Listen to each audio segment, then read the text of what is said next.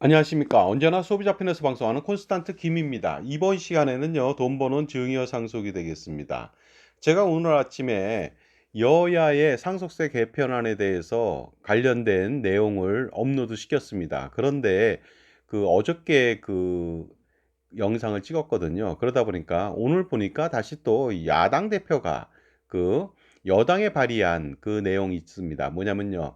배우자한테 상속 재산을 모두 줬을 때 상속세가 없다. 이렇게 추진한다고 하는데 거기에 대해서 야당안은 그렇지 않고 일가 공제 5억에서 8억, 그다음에 배우자 공제 최소 5억에서 10억만을 고수했는데요. 야당 대표 한마디에 바로 동의가 된다. 그렇다면 배우자한테 상속했을 때 상속 재산을 아무리 많이 줘도 상속세가 없다. 이런 쪽으로 진로를 바꾸는 것 같습니다. 그래서 거기에 대해서 급하게 한번 다시 또 영상을 제작하게 됐습니다. 정말로 황당하기 짝이었습니다. 당론이라는 게 있을 수 있는데요. 근데 중요한 것은 대표의 말 한마디에 뭐 좌지우지된다. 이렇게 된다는 것이 참 서글프다는 생각이 듭니다. 한국 정치의 현주소가 아닌가 이런 생각을 해봅니다. 오늘의 주제는요. 돈 버는 증여 상속이 되겠습니다. 배우자한테 상속하게 된다면 재산이 많든 적든 관계없습니다. 상속세가 전혀 없게 될 전망이 높다. 여기에 대해서 알아보도록 하겠습니다. 여야가 대립 중인 것이 있었죠. 뭐냐면요. 상속세 개편안입니다. 여당은 배우자 상속 시 상속세를 전체 다 면제하겠다고 했는데 야당은 일괄 공제만 5억에서 8억, 그다음에 배우자 공제 최저 5억에서 10억 정도만, 그러니까 18억 정도만 상속 재산을 남겼을 때 상속세가 없게 만들기로 추진하고 있었거든요. 그런데 이렇게 야당은 자신들의 주장을 굽히지 않고 있었습니다. 그러다 보니까 여소야대 국면에서 당연히 야당의 뜻대로 되겠죠. 여당의 배우자한테 상속했을 때 상속세는 한 푼도 없다. 이것은 정말로 물 건너간 것이 아닌가 이런 생각을 했는데요.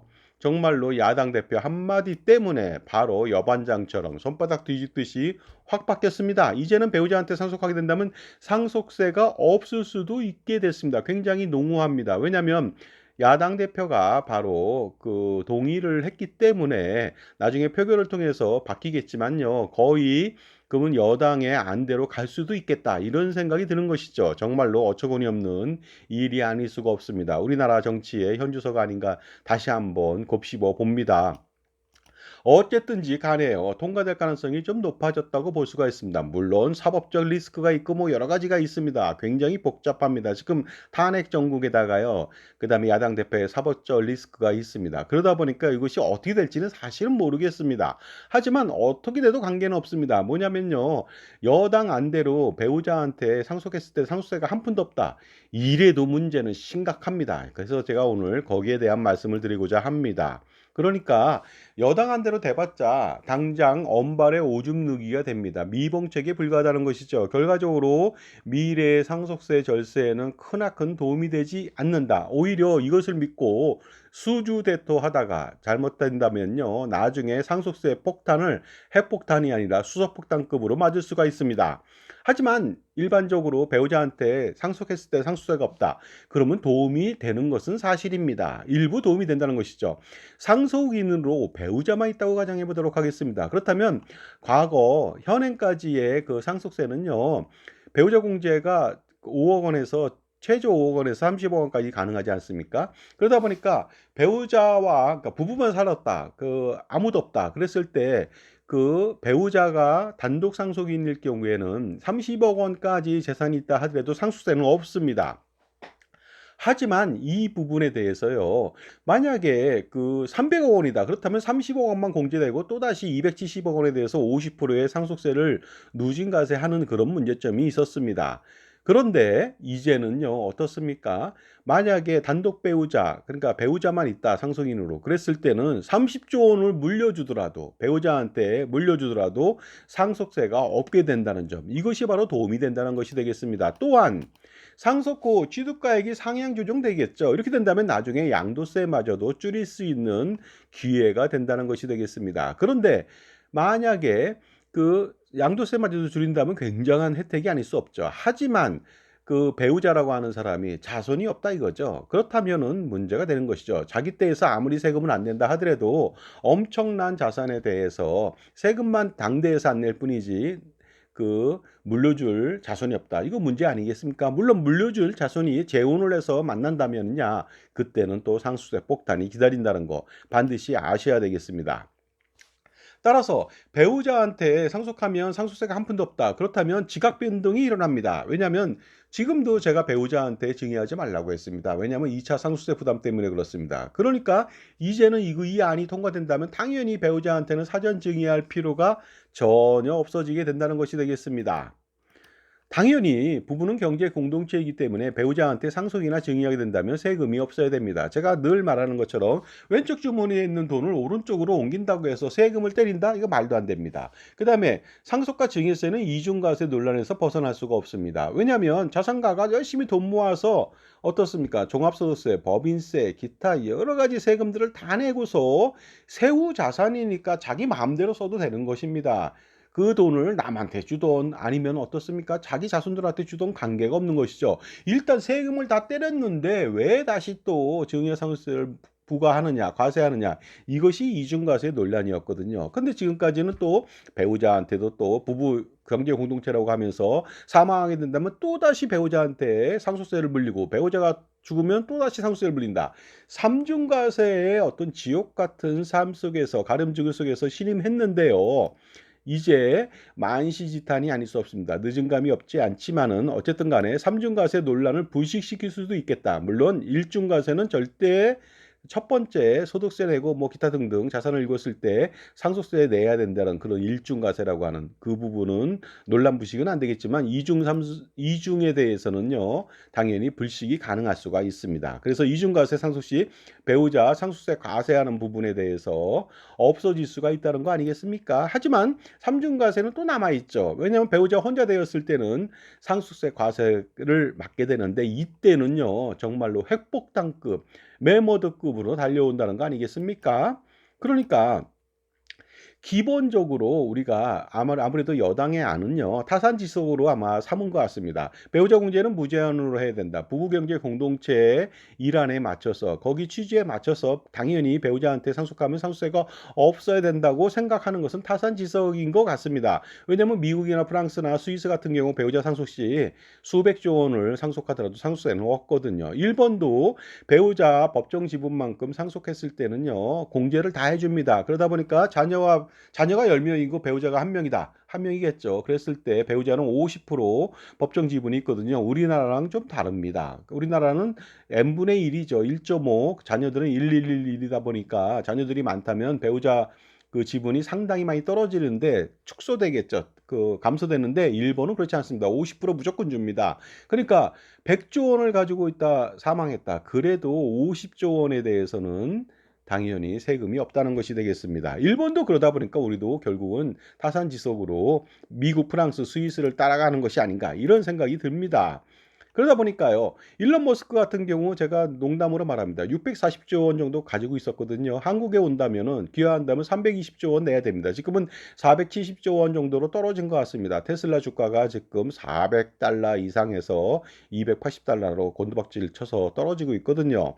그러다 보니까 470조 원을 배우자한테 상속한다면 235조 원을 물어야 되니까 절대로 제가 일론 머스크라면 절대로 한국인으로 귀화하지는 않을 것 같습니다.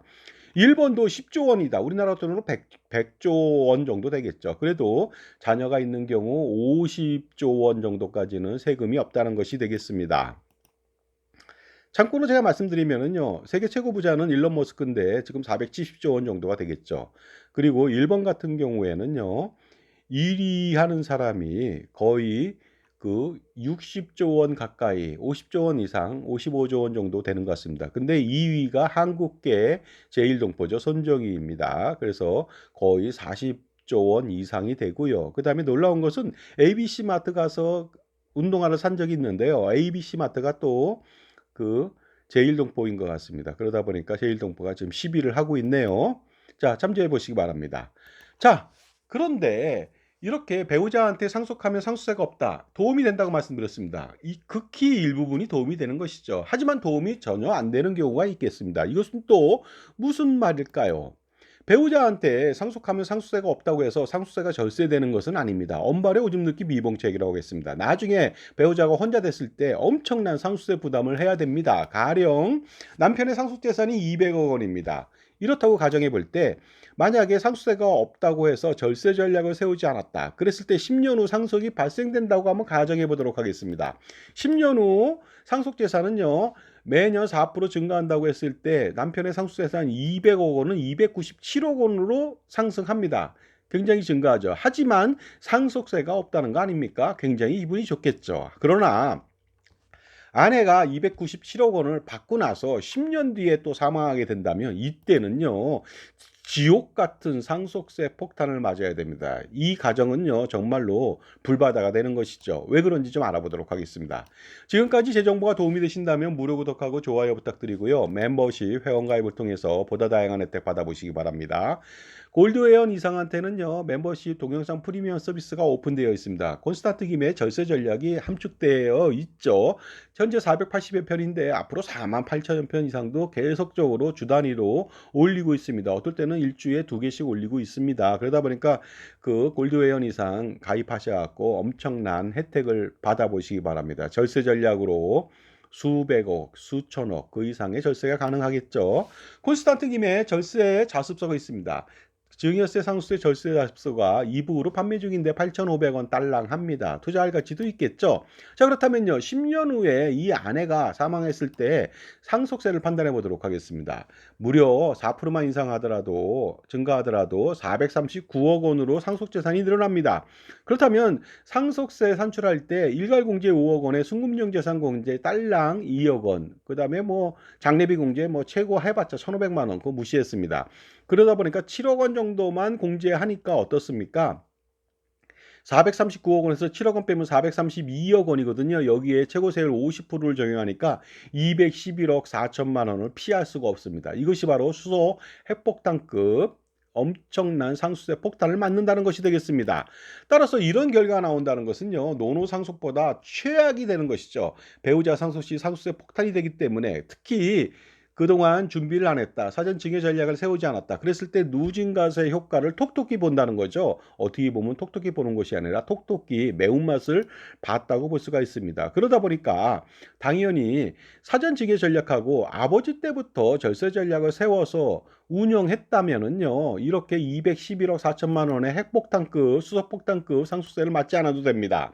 211억 원의 상속세를 내는 것이 아니라 21억 원만 내도 되고요. 그보다 10분의 1이죠. 그 다음에 잘한다면 2억 1천만 원만 내더라도 나중에 100분의 1이죠. 211억을 내는 일은 그런 불상사는 겪지 않을 수도 있습니다. 그러니까 손 놓고 잊지 마시기 바랍니다.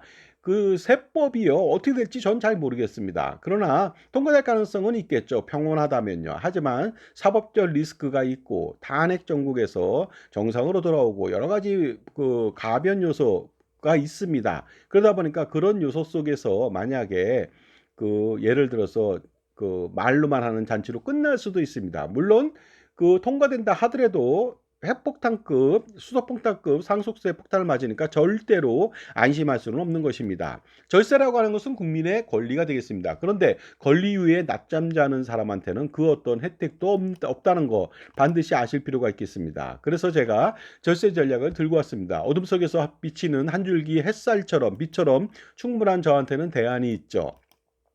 두 트랙을 쓰면 되겠습니다. 콘스탄트 김의 현명한 절세 전략이라고 하는 부분, 콘스탄트 김의 NGP 플랜, 그 다음에 수렴청정 증여, 파셜 기프트를 병행하면서요. 그리고 콘스탄트 김의 NGP 플랜을 같이 진행시킨다면요. 할아버지, 아버지, 손자녀 3대, 30대, 100년, 1000년 그 이상의 절세 우산, 그 다음에 세금 우산, 투자 우산 이것을 확실하게 지켜드릴 수가 있습니다. 엄청난 절세가 가능하겠습니다. 그리고 저 같은 독립된 그 여러분 편에 소비자 편에 자산관리사를 옆에 두고서 현명한 멘토로서의 지원을 받는다면요. 여러분은요. 평생 그런 지원과 관리 속에서 항상 현명한 선택을 하고 자산을 불리고 그다음에 절세를 엄청나게 하실 수가 있습니다. 그것만이 바로 가름주구의 지옥길을 무사히 통과하는 첩경 지름길이 되겠습니다. 자산가라면 엄청난 고민이 많죠. 이거 단 한 방에 해결할 수 있습니다. 콘스탄트 김의 절세 전략하고 NGP 플랜을 병행하는 것이죠. 그렇게 된다면은요, 대를 이어서 그 어떤 극악무도한 정권이 나중에 들어서서 지금보다 더 심한 가름주구를 횡행하더라도 100년, 1000년 그 이상 절세 우산, 세금 우산을 펼쳐 제공할 수 있으니까 재산을 지키고 재산을 불리고 절세를 확실하게 할 수 있는 기틀을 만들 수가 있습니다. 그러니까 NGP 플랜 반드시 실행할 필요가 있겠죠. 그래서 한 달 동안의 NGP 플랜에 대해서 무료 컨설팅 상담 지원해 드립니다. 이 기회를 놓치지 마시기 바랍니다. 010-5473-9327 콘스탄트 김한테 전화 주신다면 현명한 부모님, 조부모님으로 거듭날 수가 있습니다. 대부분 컨설팅을 통해서 만족을 하기 때문에 실행을 하게 되는데 법인 설립부터 운영 전반적인 거, 포트폴리오 구성, 그다음에 절세 전략, 자산 관리, 재무 설계, 기타 모든 것들을요. 저희 전문가 그룹에서 제가 중심이 돼서 원스톱으로 지원이 가능합니다. 그러니까 편안하게 여러분은 절세 전략에 따른 감미로운 달콤한 과심만 향유하면 되겠습니다. 그러니까 지금 현재 배우자한테 상속시 전 재산을 물려줘도 상속세가 없다. 이래서 만약에 가만히 있는다면 여러분은요, 나중에 씻을 수 없는 가오를 저지르게 됩니다. 그러니까 그것이 통과되냐 안 되냐, 그것이 중요한 것이 아니고요. 통과된다 하더라도 문제점은 지속적으로 남는다는 거 아니겠습니까? 그러니 바로 지금 절세 전략을 세워보시기 바랍니다. 감사합니다.